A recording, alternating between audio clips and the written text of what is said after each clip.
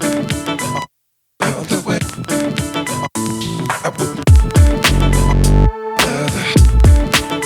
up guys, Greek Freak here, and in today's video, as you can see, I have finally got a face cam for the videos, and today I'm going to be explaining a little bit of a question I've always had about the NBA and how the league seems to always think that the Warriors have the better team over the Cavaliers.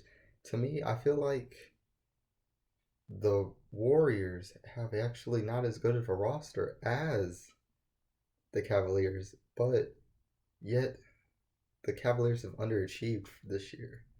Most likely taking the regular season for granted. Obviously, both teams have swept through the first two rounds, and we're going to see the Warriors and Spurs, which hopefully will be a good series, and we'll see who wins the Boston and Washington series to face the Cavaliers, with the Cavaliers having been rested for over a week and a half until their first game will play on Wednesday. But let me get into this video. As you can see here on the Warriors, you have the obvious, and here's where I think lots of people though get it confused. The Warriors do have the best starting five out of the two, with Stephen Curry, Klay Thompson, Kevin Durant, Draymond Green, JaVale McGee, and with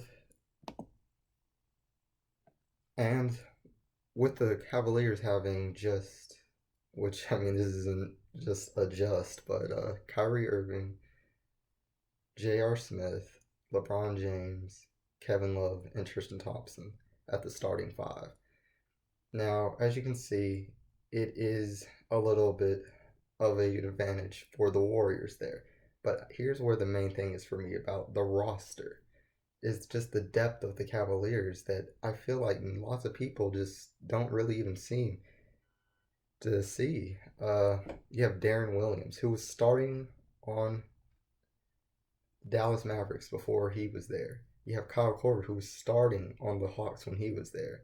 You have Channing Frye, who was starting on the Magic when he was there. Of course, you have a great player, veteran, Richard Jefferson, who still seems to have something in the tank. You have Iman Shumpert, who also was starting on the Knicks last time he was there. A lot of their players that they've picked up, I've always seemed to wonder, why did they really trade them? Because the real thing about rebuilding a team is that it usually isn't working nowadays with the way that the draft is set up and how long it takes. To be honest, it's probably better to be relevant than to rebuild now.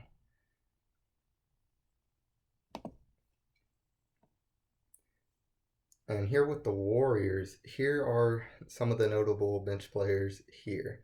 You have Matt Barnes. You also have, obviously, the biggest player there off the bench, Iguodala, which was a great player who was starting on the Denver Nuggets. And of course, Steve Kerr made the move just 2 years ago to put him on the bench and have him as a great sixth man to come off. But really, if you look at the other people other than him and Sean Livingston, Matt Barnes, there's really not much more that you really will name. David West, who's hitting the end of his career, I mean, he's a solid player. Zaza Pachulia, who is, he's okay, guys. I mean, I understand how he always seems to be close to getting the All-Star voting.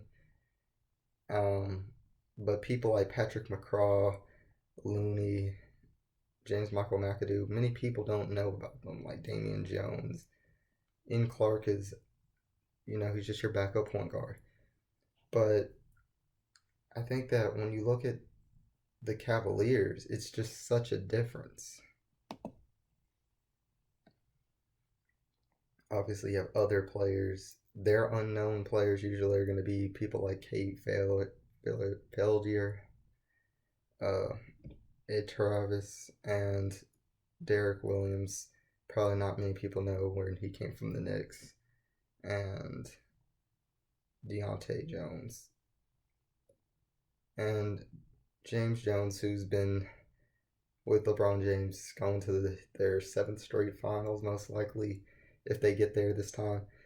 But I'm just saying that I really feel as if they actually have the advantage as far as a roster, and they just really need to connect out and have a very established team. Of course, their weakness with this team, most of them can shoot threes, is the rebounding. And I think that's why if they go against the Celtics, it really doesn't affect them because one of the weaknesses for the Celtics are rebounding. And with the Wizards not being that prolific of a team, it's going to be tough for them not to meet up in the finals.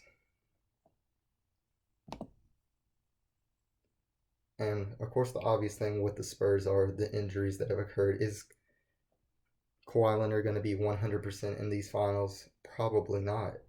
With all the rest that they've had, Kevin Durant's injury issues obviously starting to go a little under the rug. I just don't think that it's going to become a problem. You have lots of clear connect points that are going to be right there. So, to me, I really think that it's going to be the rematch, the three-peat, the first time in history that the Warriors and the Cavs will come together 3 times in a row, which any team has never done before, which is pretty amazing.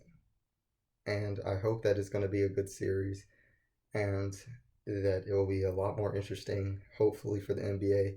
Like I said, if it goes dominantly one way over the other, that it's going to really cause a problem. I think the NBA might even change sort of the standings, especially if like the conference finals are uncompetitive. Or if one is competitive and then the other one sweeps the other.